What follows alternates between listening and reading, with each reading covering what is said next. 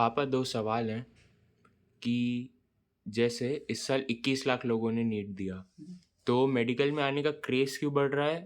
पहला तो ये और दूसरा कि इसका इम्पैक्ट क्या होगा? ओके।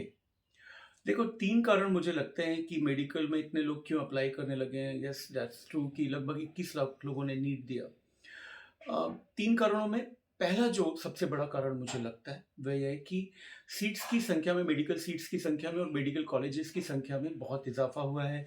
हर क्षेत्र में मेडिकल कॉलेजेस नए खुले हैं। तो लोगों को ये लगने लगा कि जो अनरीचेबल था, जो मेडिकल लाइक लोगों को लगता था बहुत कठिन है, बच्चों को भी और पेरेंट्स को भी कि मेरा बच्चा सेलेक्ट नहीं हो पाएगा या मैं सेलेक्ट नहीं हो पाऊंगा। तो वो एक पॉसिबिलिटी दिखने लगी है कि नहीं, मैं सेलेक्ट हो सकता हूँ। फिर लोगों को अपने ही घर मोहल्लों में ऐसे एग्जाम्पल्स भी दिखने लगे हैं जहाँ पर बच्चे नीट सेलेक्ट करके पहुंचने लगे हैं, क्योंकि सीट्स की संख्या में काफ़ी इजाफा हुआ है पिछले कुछ सालों में। तो एक तो ये रीज़न है कि एक अचीवेबल टारगेट लगने लगा। लेकिन जैसे ना लोग बोलते हैं ना, कभी भी कुछ बनना चाहो, क्या बनना चाहते हो, तो कोई नहीं बोलता है कि मैं प्राइम मिनिस्टर या राष्ट्रपति बनना चाहता हूँ। क्यों? क्योंकि प्रोबेबिलिटी ही नहीं लगती है बन सकने की। तो जब आपकी प्रोबेबिलिटी किसी चीज की ज्यादा महसूस होने लगती है बनने की, तो लोग ज्यादा ऑप्ट करने लगते हैं उसको। तो एक तो यह है कि मेडिकल में आने की प्रोबेबिलिटी में इंक्रीज रिलेटिवली लोगों को लगता है कि ज्यादा है। ठीक है। दूसरा कारण जो मुझे लगता है वह है मेडिकल एजुकेशन का ओवर द इयर्स सस्ता हो जाना। सस्ता कैसे हो गया? खासकर प्राइवेट मेडिकल कॉलेजेस में जो बहुत अनाप शनाप फीस लगती थी, अंडर द टेबल डोनेशंस वगैरह लगते थे, उसमें बहुत कमी आई है। मतलब अब गवर्नमेंट कोटा की सीट्स क्योंकि प्राइवेट मेडिकल कॉलेजेस को देनी होती हैं, तो वो बहुत ही रिलेटिवली काफ़ी कम फी होती है। तो एक तो पेरेंट्स का ये खर्चा बचने लगा, बच्चों का ये खर्चा बचने लगा, जो बच्चों की थोड़ी सी पीछे रैंक आ रही है और गवर्नमेंट कॉलेजेस नहीं मिल पा रहे हैं। तीसरा कारण जो सस्ते का मैंने ये बताया, तो देखो कि यदि जो बच्चा बहुत ब्राइट है, टॉप 2000 रैंक सपोज ले आ पा रहा है वो रीजनल एम्स या दिल्ली एम्स भी ले लो, टॉप 50 में यदि आप आ गए तो, या टॉप 100 में आ गए विद कोटा, तो इनमें फी ना के बराबर है। मतलब 5,000 रुपए फी 5 साल की किसी और एजुकेशन में नहीं है।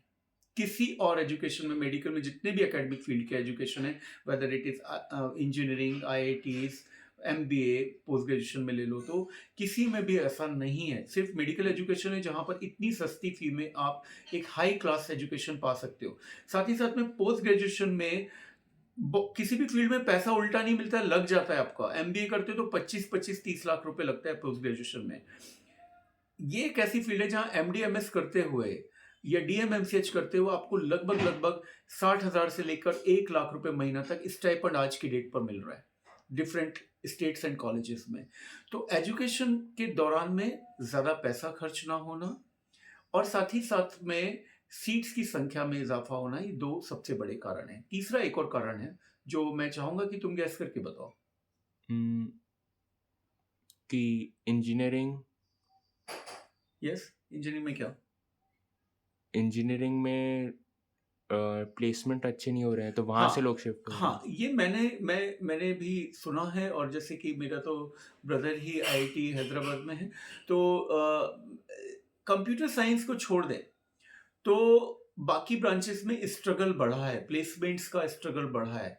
तो इस वजह से भी बहुत सारे बच्चे जो कंफ्यूज्ड स्टेट में होते हैं, 11th में मैथ्स ऑप्ट करें या बायोलॉजी ऑप्ट करें, वो बायोलॉजी की ओर मुड़ने लगे कि भाई मेरा यदि कंप्यूटर साइंस में नहीं हुआ, आईआईटी में नहीं हुआ, तो शायद मेरा सिक्योर प्रोफेशन ना हो। और पेरेंट्स भी उनको पुश करने लगे एक रिलेटिवली ज़्यादा सिक्योर प्रोफेशन की ओर। कन्वेंशनली मेडिकल प्रोफेशन ज़्यादा सिक्योर माना जाता है, कम से कम यहाँ बेरोजगारी नहीं है और आपको जॉब गारंटी तो है ही। मतलब एमबीबीएस, मात्र एमबीबीएस करने के बाद भी जॉब्स की कमी नहीं है और फिर पोस्ट ग्रेजुएशन के बाद तो जॉब्स मिल ही जाते हैं। तो ये 3-4 फैक्टर्स हैं जो जो कि नीट की ओर इतना ज़्यादा इन्फ्लक्स और क्रेज लेकर आए हैं। इसका इम्पैक्ट क्या पड़ेगा, तुमने पूछा था।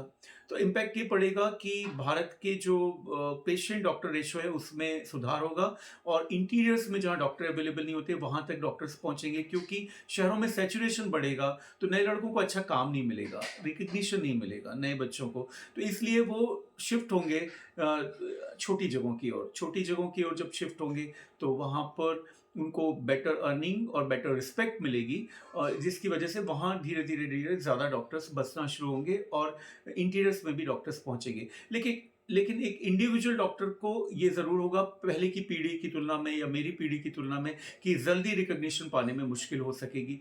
उनको ज़्यादा सीख के आना पड़ेगा, कुछ एक्सक्लूसिव सीख कर आना पड़ेगा, स्किल ज़्यादा रखनी होगी, पर्सनैलिटी बेटर रखनी होगी। कुछ हद तक अपने जो भी है उन्होंने सीखा है, वो एक डिफरेंट तरह की एथिकल मार्केटिंग के थ्रू लोगों तक पहुँचाना होगा कि मुझे ये काम आता है और मैं आपको यहाँ पर सर्व कर सकता हूँ।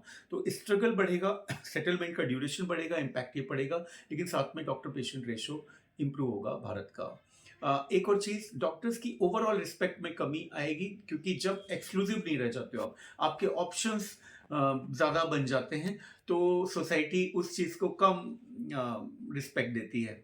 मतलब तुम नहीं तो कोई और सही, तुम अवेलेबल नहीं तो कोई दिक्कत नहीं, लाइक दैट ऐसे होने लगता है। तो ये कुछ डिसएडवांटेजेस भी हैं, कुछ एडवांटेजेस भी हैं इसके, बट ओवरऑल ये ट्रेंड अभी जारी रहेगा जब तक कि दूसरी किसी फील्ड में फिर से करियर पिकअप होना, ग्रोथ होना नहीं शुरू हो जाती एक्सपोनेंशियली, लाइक जैसे हमने एक सॉफ्टवेयर में बूम देखा था एक समय। तो यही मेरा कहना है। कुछ और? नहीं, बढ़िया, बहुत अच्छा लगा। Thank you.